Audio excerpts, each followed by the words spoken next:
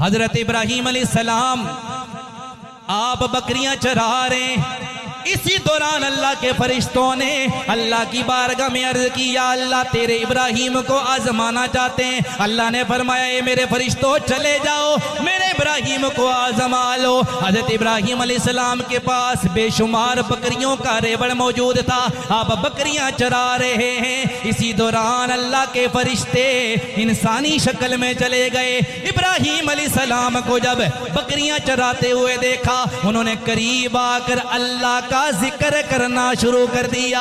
अल्लाह अल्लाह करने लग गए। जब अल्लाह का जिक्र शुरू किया, हजरत इब्राहीम अलैहिस्सलाम वजद में आ गए। आप पर वजदानी कैफियत तारी हो गई। थोड़ी देर के बाद फरिश्तों ने जिक्र रोक लिया। आपने फरमाया, अल्लाह के बंदो रोक क्यों लिया, जिक्र रोका क्यों है? वो कहने लगे, हमारा जो जिक्र था वो पूरा हो गया।